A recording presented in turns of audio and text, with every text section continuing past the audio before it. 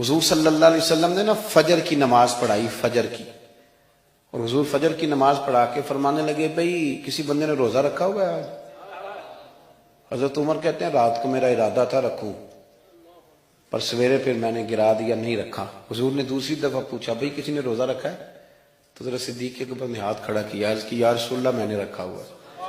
آپ حکم نہ دیتے تو نہ بتاتا، پر روزہ رکھنا بھی آپ نے توجہ دلائی ہے تو حکم بھی آپ کا بتاؤ تو بتا دیا۔ حضرت عمر کہتے ہیں حضور نے فجر کی نماز پڑھائی، فجر کی۔ دوسرا سوال پوچھا بھی کسی نے کسی بیمار کی تیمارداری کی ہے؟ تو حضرت عمر کہتے ہیں میں نے فٹافٹ عرض کی یا رسول اللہ ابھی تو نماز فجر پڑھی ہے، تو اب گھر جائیں گے تو تیمارداری کریں گے۔ تو حضور نے فرمایا عمر تو ذرا ٹھہر جانا، جلدی نہ کر، ٹھہر نہ ذرا، روک تو صحیح۔ تو حضرت عمر فاروق رضی اللہ تعالیٰ عنہ فرماتے ہیں میں چپ کر گیا۔ حضور نے فرمایا بتاؤ بھی کسی نے تیمارداری کی ہے؟ تو صدیق اکبر نے ہاتھ کھڑا کیا، عرض کی یا رسول اللہ عبد الرحمن بن عوف رضی اللہ تعالیٰ عنہ 2-3 دن سے نماز پڑھنے نہیں آ رہے تھے، رات میں نے پتہ کرایا تو پتہ چلا بیمار ہیں، اور حضور مجھے یہ بھی پتہ ہے وہ میرا یار ہے، مجھے پتہ ہے رات کو جلدی سوچا ہے پر تہجد میں ضرور اٹھتا ہے۔ تو حضور میں بھی ذرا فجر کا وقت جلدی اٹھا ہوں تو فجر میں آنے سے پہلے عبد الرحمن ابن عوف کی تیمارداری کر کے آیا ہوں۔ حضرت عمر کہتے ہیں میں نہ ہلکا ہلکا ڈھیلا پڑ گیا۔ حضور نے تیسرا سوال پوچھا، فرمایا کسی نے کسی مسکین کو کھانا کھلایا؟ کھانا کھلایا ہے کسی مسکین کو؟ حضرت سیدنا عمر فاروق کہتے ہیں میں نے پھر عرض کی، میں نے کہا یا رسول اللہ ابھی تو فجر پڑی ہے، گھر جائیں گے کوئی چیز لیں گے تو کھانا کھلائیں گے۔ تو حضور پھر مسکرائے، فرمایا عمر تو ذرا ٹھہر نہیں جاتا، ذرا ٹھہرنا، ذرا نظارہ تو کرنا، گویا یہ شان صدیق اکبر کا جلسہ ہو رہا، ٹھہرنا۔ حضور نے پھر پوچھا بھی کسی نے کسی مسکین کو کھانا کھلایا ہے؟ تو حضرت عمر کہتے ہیں لوگ سارے دائیں بائیں دیکھ رہے تھے اور میں چپ کے ابو بکر کو دیکھ رہا تھا، کہ مجھے پتا تھا کہ بولنا اسی نہیں ہے، اور دل میرا کر رہا تھا کہ کہہ دوں دیو جناب جواب، دل میرا کر رہا تھا۔ وہ سمجھ گئے تھے کہ سونا راضی کن کاموں میں ہو، بس یہ نقطہ انہوں نے پا لیا تھا۔ حضور نے فرمایا بتاؤ کسی مسکین کو روٹی کھلائی ہے؟ تو جناب سیدنا صدیق اکبر نے ہاتھ کھڑا کیا، عرض کی یا رسول اللہ سویرے اٹھا ہوں تو چھوٹا بیٹا بھی اٹھ گیا تھا، اور میرے وضو کرتے سنت پڑھتے ماں سے کہنے لگا بھوک لگ رہی ہے، تو ماں نے 2 روٹیاں بھی پکا دی۔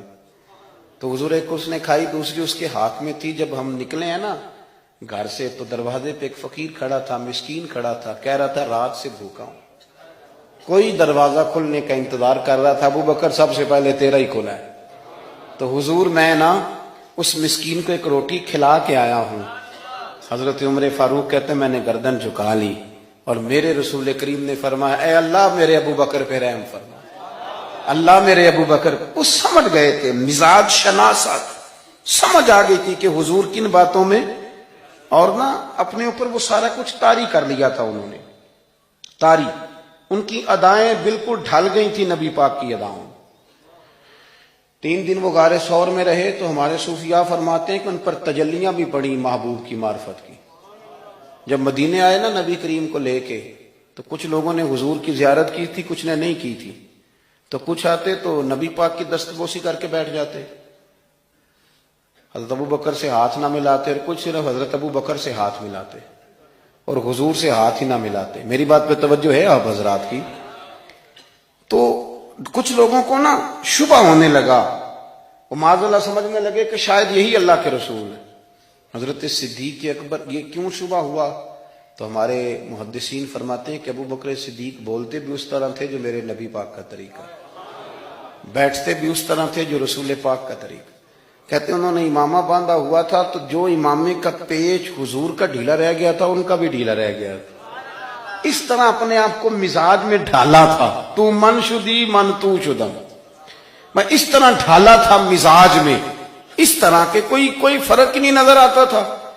وہ کہتے ہیں جب حضرت ابو بکر صدیق نے دیکھا نا کہ لوگوں کو تو شک ہو رہا ہے، کوئی میرے ساتھ ہاتھ ملا کے بیٹھ جاتے، تو حضرت صدیق اکبر نے کہا کوئی ایسا کام کرنا چاہیے کہ پتہ چلے آقا کون ہے غلام کون ہے۔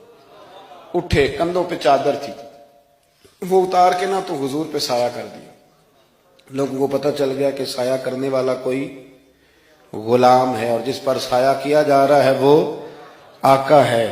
کیا خوبصورت نقطہ لکھا ہے مفسرین نے شارحین فرماتے ہیں تھوڑی دیر کے لیے، تھوڑی دیر کے لیے، تھوڑی دیر کے لیے حضرت ابوبکر صدیق نے حضور کے سر انور پر اپنی چادر کا سایہ کیا تھا۔